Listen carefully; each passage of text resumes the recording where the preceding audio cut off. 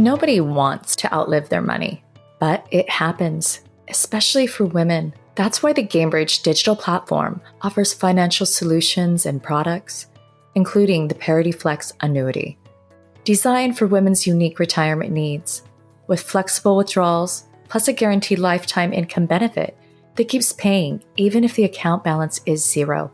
GameBridge is helping build a better financial future for women. Retirement income you can't outlive. Who's with us?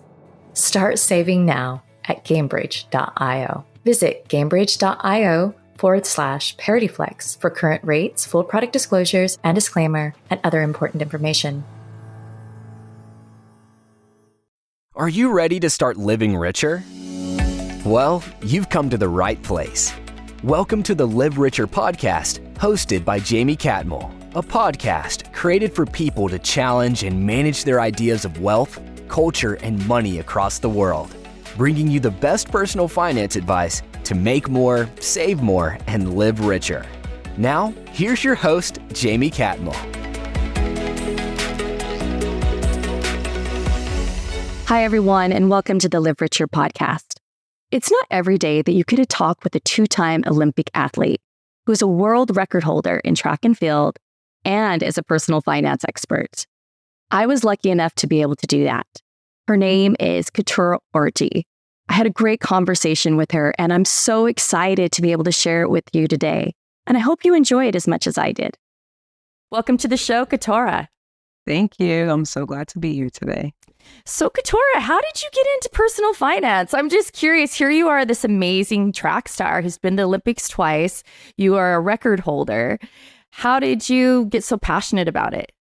Yeah, so I studied financial planning at the University of Georgia when I went to college. I honestly didn't know what I was going to study as most of us do when we go to college. And I took an intro to personal finance class and kind of fell in love with it right away. I've always loved saving and managing money, but when I discovered all the different aspects that go into personal finance and financial planning, I was really passionate about it. And I was like, everyone needs to know this. And so that's really where the fire started. So being all into personal finance, I'm curious, has this really helped you as far as being an Olympic athlete and a track star? I had Apollo Ono on a while back, and he said, being an Olympian athlete doesn't make you rich. And it can be really difficult when it comes to having money. And I wanted, before we kind of jump into these other questions, kind of ask you, like, as being an Olympian and one who's out there doing track and field, how do you manage your money, and how has things you've learned helped you? Yeah, so it really helped me with getting into investing early on.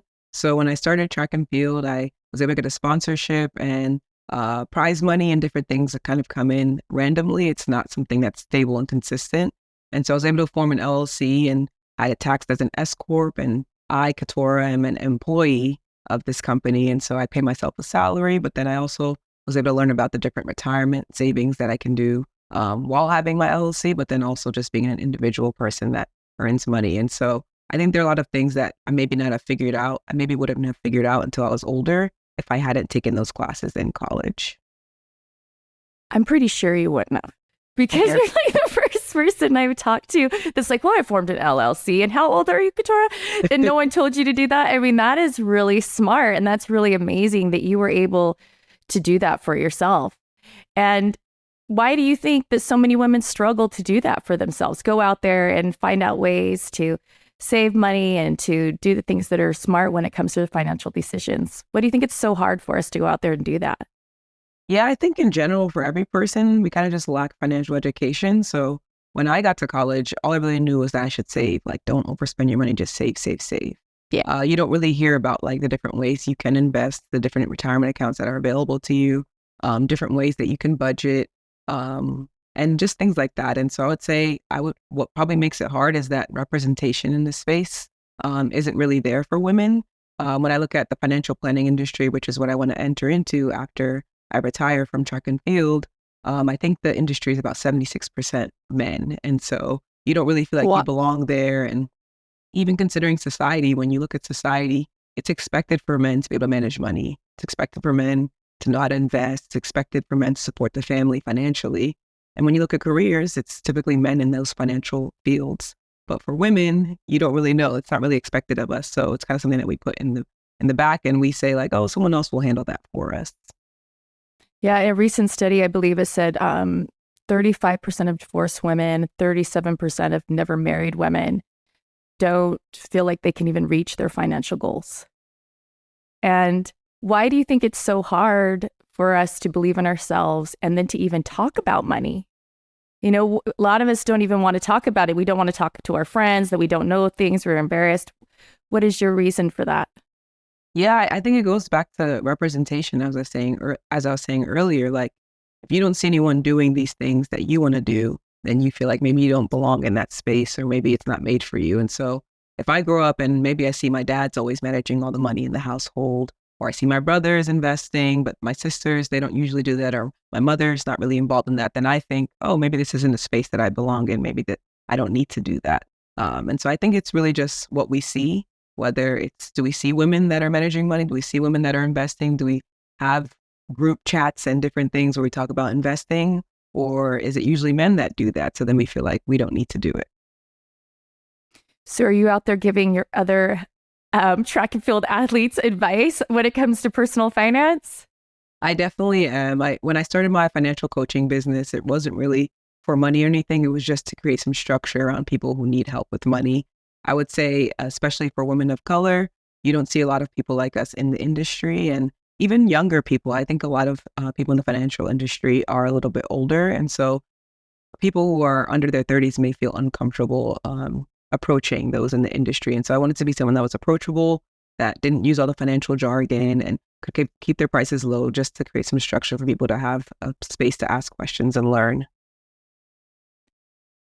Why do you think that women care more about covering basic expenses than maybe going out, investing, and saving more, making more money that way? Yeah, I think women are maybe more risk averse. And so I remember when I was in my classes in school and I took my wealth management classes and they talked about investing, I was like, this sounds really good, but I don't know. I'm scared to do it. If I lose my money, I don't know what I'm doing. You know, all the doubts that come into your head. And I feel like most women probably feel those same things. We don't feel like we know enough. We're a little bit scared. What if we lose our money? You know, when you save money, you put it in a bank account and you can see it every day and check it. You see it grow and you're like, oh, everything's going well.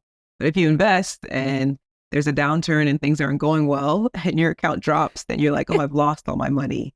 And so I think some of it has to do with being risk averse. But I also think sometimes it's just that we are afraid to challenge ourselves, and we feel like we don't know enough, so we won't go into it.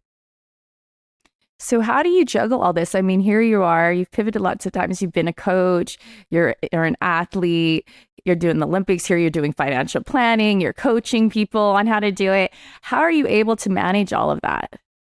Yeah, everything comes down to time management. I've always been a person since I was young that didn't want to be labeled as just an athlete. I'm so much more than my Olympic accomplishments, the records I've broken, everything I've been able to do on the track. It's amazing. I'm so proud of it. But I'm so much more than that. And so when I look at my life, I really want to balance my interests. Yes, I train and go to practice and lift, but after coming home from practice, I still have time to do other things. And so something I was really passionate about was educating and spreading financial literacy. And so it's really about like prioritizing what's important to you. And I have time throughout the day to use to do this. And so I wanted to use that free time to dedicate towards this interest of mine.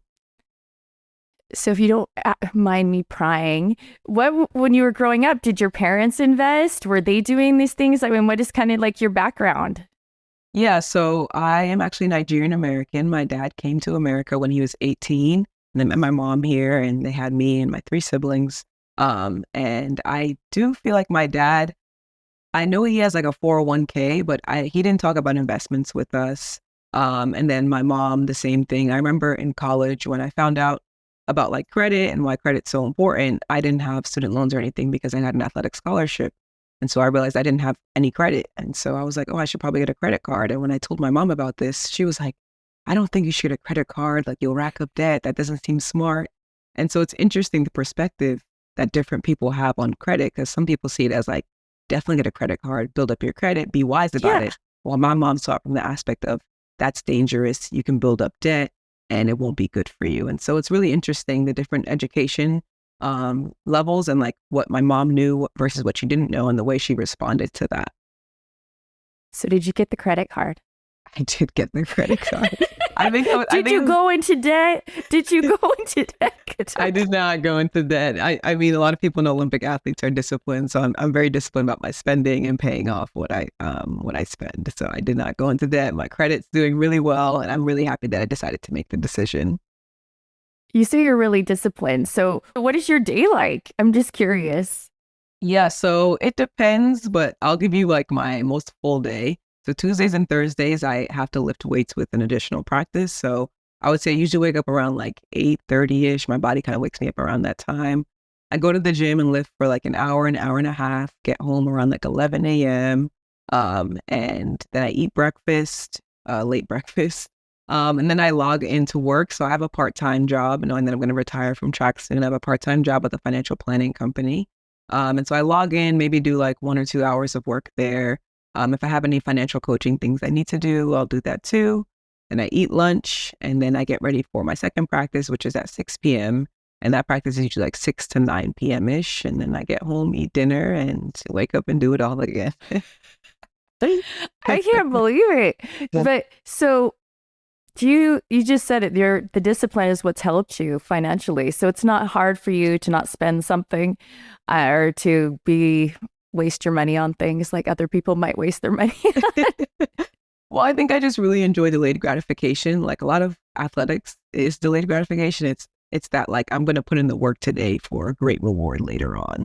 And that's a lot of finances too. Like I'm going to invest today so I have millions of dollars later on, or I'm going to save up today so I can go on an expensive vacation next year. It's a lot of delayed gratification. And I think sport has really taught me that. And I enjoy the buildup of like, I'm saving, I'm watching it grow, and I know it's going to get to this next year, or the buildup of like next year, we're going to go to Spain and Portugal. My husband and I went to Spain and Portugal this year on vacation. And so it was nice to do the buildup of saving for that and making the itinerary of everything we're going to do once that money was at the point where it needed it to be. So as a coach, how are you getting women to get excited about saving and excited about investing? How do you help people? What are some things you teach them? Yeah, it's honestly very difficult. And I understand because like I said, when I was in college and I learned the information, it's hard to implement it. Like it all sounds good, but it's also very scary to make this change. So I think I just try to share my experiences. That's the biggest way that I help them. Of course, you can give them the education. I do investment education sessions, credit education sessions. I give them the tools, maybe some different budgeting apps or using Credit Karma to track your credit. You can give them all the tools. But really, they have to believe that this is going to make a difference and be able to take action. And I think when I talk about my personal experiences and the way that I've been able to make a difference, like maybe I started saving $1,000 every month, and this is what it looks like today. When I talk about my personal growth, I think that's what inspires them the most to actually take action over just educating them. If you were going to give people like 5 steps or 5 tips to get out of debt, what would that be? To get out of debt, that's hard. So I would say, first of all, you can focus on paying off high interest debt. So the highest interest debt that you have, you'll save the most money paying that off first. So that's kind of like an easy one. Go through all the debts you have and see which one is the highest interest and focus on that first. I'd also say like just looking at your spending as a whole and deciding some places you can cut back. And then also planning ahead and staying organized. I feel like sometimes we don't think about that, but if you overspend on eating, It might be because you didn't go grocery shopping and plan your meals out, or you're purchasing an item over and over again. It might be because you own it already, but you can't find it and it's stuck in clutter. So sometimes organization and just planning ahead really helps. I also think taking decision-making out of things really helps. So if you can just automate savings, if you know, like every month I make $3,000 and my expenses are usually somewhere around $1,500, you can decide I'm just going to save $700 at the beginning of the month and I can spend the rest. So you can prioritize and automate some of your savings so that it's the first thing that happens versus saving it for at the end of the month. Another thing that's really important is if you're getting a free 401k match at your job, of course, it's great to just take advantage of that free money. So trying to set aside money for your future self is really important too. When you got married, did you get married able to pay for it through sponsors? I know you did something that made it so you basically didn't have to pay for it. So I was like, do you have any tips? Tips for people when it comes to getting married, or do you have to be a professional? You have to be an athlete of some sort to get these benefits. But so I was curious about that. Do you have any tips around that? What happened there? I think it was in the Wall Street Journal actually that mentioned that. Yes, that's very funny. People love this story, but pretty much what happened is we had a COVID wedding. We weren't really planning on having a wedding. Like, we didn't know what we were going to do. And I'm not really like an event planner. That's not something that I'm interested in. And so my friends were like, we'll plan it for you. I was like, okay, but you got to stay within this budget. My friends planned the wedding. We didn't have the catch is we didn't have a reception. We just did the ceremony. And so between how much we spent and then all the gifts we got from different people, we were able to make a profit on the wedding, which was not on purpose. So yeah, so you made a profit off your own wedding. That's good. That's rare. Yeah. So it's kind of like a little bit of luck and timing and different things that all came together to work out well. So I could say the thing to take away from that is don't be afraid to ask your friends for help, right? You never know. They might end up getting you your wedding completely paid for and even a little bit more money in your pocket. It's okay to go ask people for help. I think that's your whole thing is women need to be talking about money more and asking each other, hey, how do you do this? Or do you know who could help me with this in order to get those questions answered? Do you know of any like good resources for women to go to that are looking for help when it comes to their personal finances? Yeah, one of my favorite podcasts is Money with Katie. What I love about it is just kind of like, to me, low, like very natural, very chill, not so much financial jargon. They laugh and it just seems kind of fun, but also very educational. And so to me, that's really a top one that I love to listen to, whether like I'm lifting or going on a walk or just have free time to learn more. And so I've learned a lot from that podcast, and that's something that I would recommend to a lot of people. And even if you can just have some friends that are super disciplined and can hold you accountable, I think that really helps with your goals too. Like finding that friend that you can say, hey, I really want to pay off this $1,000 of credit card debt this year. Can you check in with me every 2 weeks and see how I'm doing? When we hang out, can we maybe decide to eat at places that are cheaper, or we can do something that's low budget? I think it's really important to communicate those goals with your friends so they can hold you accountable to them and not be shy about the fact that you're trying to invest more, save more, pay off that debt.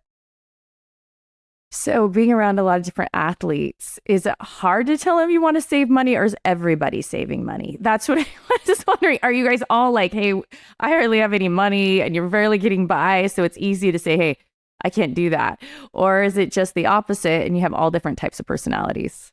Yeah, it's definitely all types, especially the different event groups that exist within track and field. So the sprinters, that's kind of like the event that everyone watches. Everybody knows the 100 meter, 200 meter. So they have the more lucrative contract.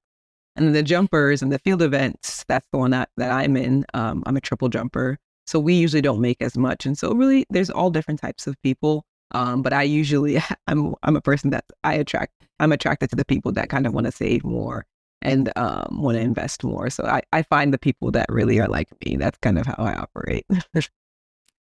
I know that one of your main goals is to inspire people, right? So do you have any stories or anything of maybe where you've been able to inspire or help people when it comes to their financial goals? Because I know that's something you've been passionate about. You even, at one point, didn't you start a project where you're helping 8th grade girls, teaching them about money and how to budget it and things like that? So what are some things maybe that you've done or you're proud of that you maybe would like to share with people?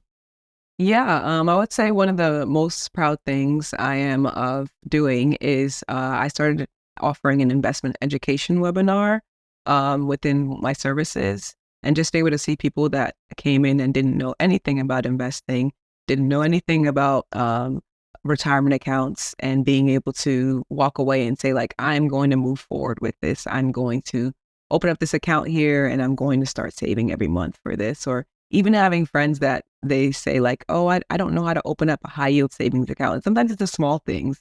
It's like, oh, I'm saving all this money in Bank of America or Wells Fargo and I'm getting 1 cent every month. And I'm like, oh, there's online accounts that offer 5% right now. Like, do you want me to help walk you through how to open it? And just walking them through something like that. And them seeing, like, sometimes they text and they're like, oh my gosh, my account paid me $100 last month. I can't believe I haven't been doing this. So sometimes it's just those small things that make a huge impact on people, and knowing that, like, if you hadn't shared that with them, they would have never known. And now they can go on to share that with the people they know too. See right there, you're making it go viral. You're changing, you're making a difference. And that's huge.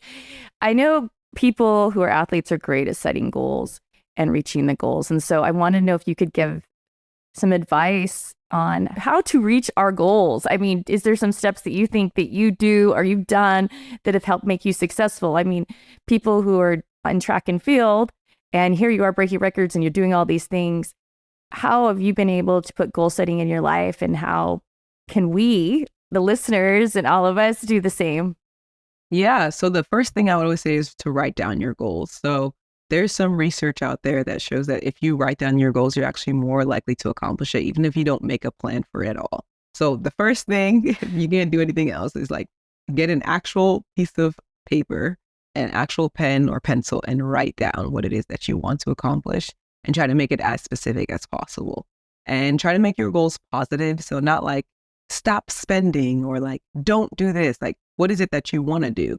I want to spend more in the areas that I love. I would like to be smarter when I'm out shopping, like things like that. Talk about what you want to do versus what you don't want to do.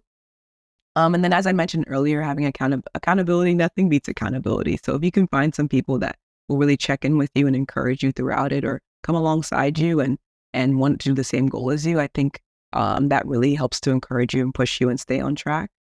And then also just thinking about the reward. So maybe if you have like a reward of, if I save $1,000 this month, then I can treat myself to this, or if I do this, then this is what I'll end up doing. So kind of rewarding yourself as you accomplish helps you to stay motivated too. So how do we make that a priority? So put the goal, we put, one thing I've done before is like I put the goal where I can see it. Have you ever done that? Yes, I have. Sorry. So did you accomplish it? What was the goal, if you want to tell us? Yeah, so it was a track goal, actually. It was to jump 15 meters and then win an Olympic medal.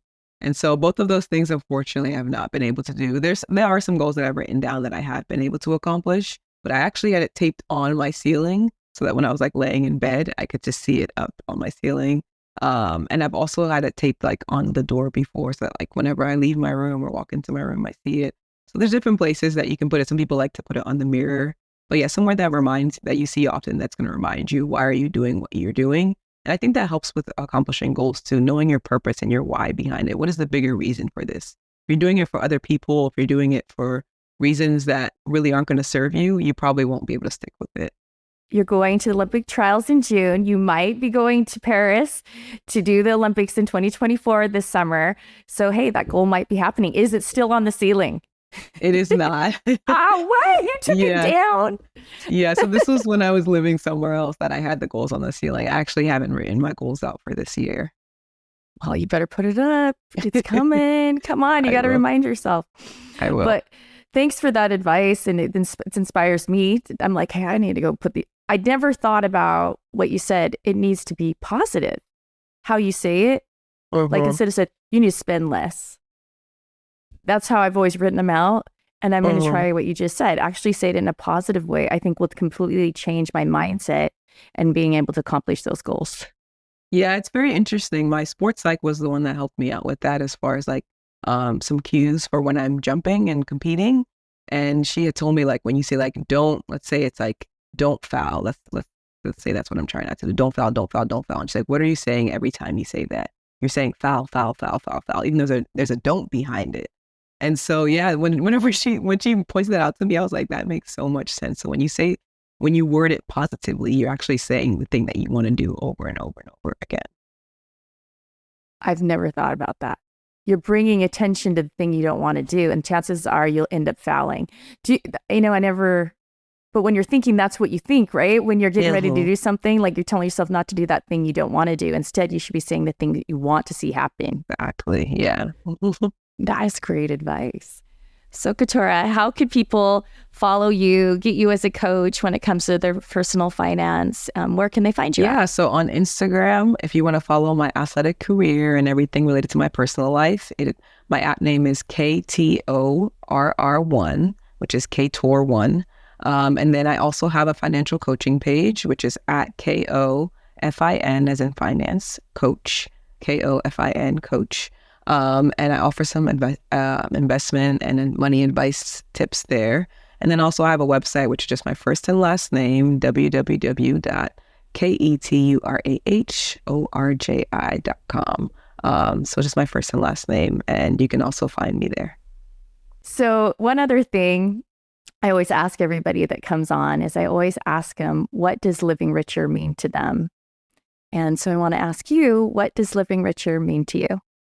Yeah, I think living richer to me is about independence. I always talk about this, like with everyone that's close to me, they know this, but it really just comes down to like doing what I want, when I want, with the people I want. And I feel like that's what money allows you to do. If you're able to have enough money, you can decide when you do something and what it is that you're doing, how often you do it, and who you do it with. And so I'd really like to get to a point where I can have autonomy in those decisions and know that I don't have to do this job. I don't have to make this much money. I don't have to go here. I can freely do what it is that I really want to do. And hopefully that's like financial coaching and helping people, especially lower income and middle income people, improve their finances. Well, you're being a great role model for all of them, not only as you accomplish your Olympic dreams going to the Olympics, but you're also out there helping people to know that they can financially be stable. They can talk about money and that there's help out there and there's people that may look like them and look like you or whatever. You can go out there and you can find it. It's just not some man who can teach you about money, right? For sure. We can all go out there and have that financial success we're looking for and stability. Thanks, Keturah, for coming on the show. And I want to remind all of you to live richer. Thanks for listening to this week's episode. Before you go, we'd love for you to subscribe to our show to catch all of our updates. Also, we want to hear from you. What are your burning questions about money and how to live your best life?